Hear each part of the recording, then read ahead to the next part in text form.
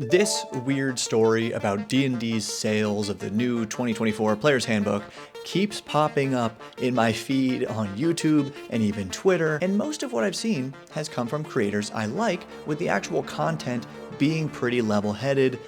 But these thumbnails, man.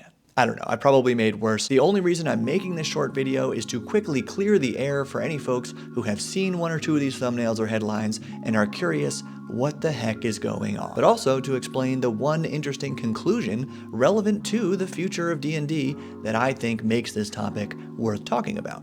Because I'm Bob, this is where we learn how to have more fun playing RPGs together, and this whole thing started when friend of the channel, Steven Glicker of Roll for Combat, made a video revealing actual sales data of the D&D 2024 Player's Handbook from a book publisher's database. And lo, the actual sales revealed for the first week of the new PHB's release was only like 3,000 copies. Not bad for a book, but not great for what D&D planned to be a huge hit, and definitely misaligned with a recent D&D press release stating that the new PHB was the fastest selling D&D product of all time. So of course, some people took this number and said in the YouTube comments, well duh, D&D or new D&D is totally trash. Of course no one would buy it. That's why I only play real games like insert some old school indie RPG. Or on Twitter, people were mostly like, that data is wrong. My own local game store said they sold like 5,000 copies. You just hate D&D. And all of these people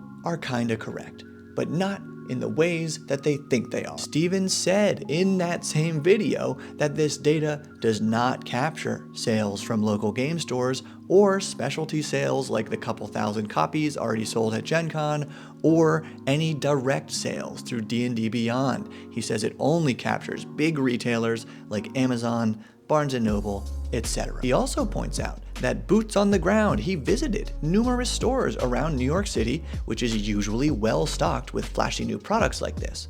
But Barnes & Noble didn't have it, Walmart didn't have it, and even Target, which got exclusive releases for the last two D&D starter sets, didn't have the 2024 PHB. So his real-world findings lined up with his findings from the database. The new PHB isn't really selling at those big retailers.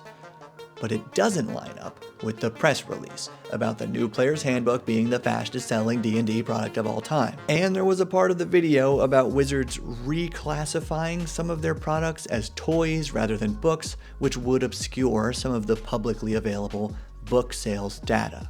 So the angry comments continue. There it is. WotC is lying about the sales to cover up how bad their game is. That's why I only play real games like, one of these. But if you just watch Steven's original video, he says that the game stores he visited did have it. He goes over practical reasons for why selling toys rather than books is better for profits, and he spends a while going over how D&D must just be including digital sales too.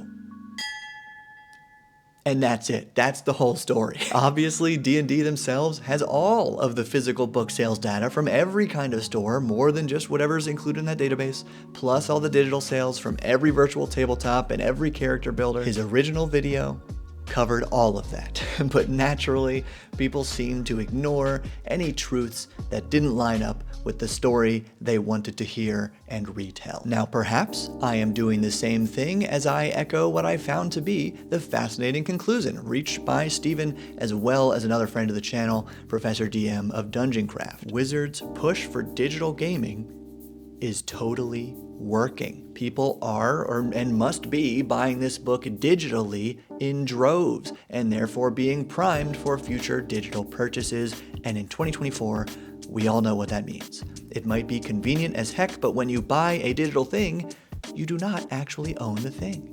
It can be altered, it can be deleted in some cases, and it cannot be resold or passed down or customized to suit your needs. And since my friends and I have always gotten the most fun out of customizing our games, from Risk to Halo 3 to D&D, I am biased in saying that this digital borrowing makes it harder for players to have fun making the game their own. But I'm also aware that tons of people love playing the game exactly by the rules as written, and that's fine too. So that's the story of D&D sales. Like this video if you like this kind of content. Special thanks to the Bob World Builder patrons for directly supporting what I do.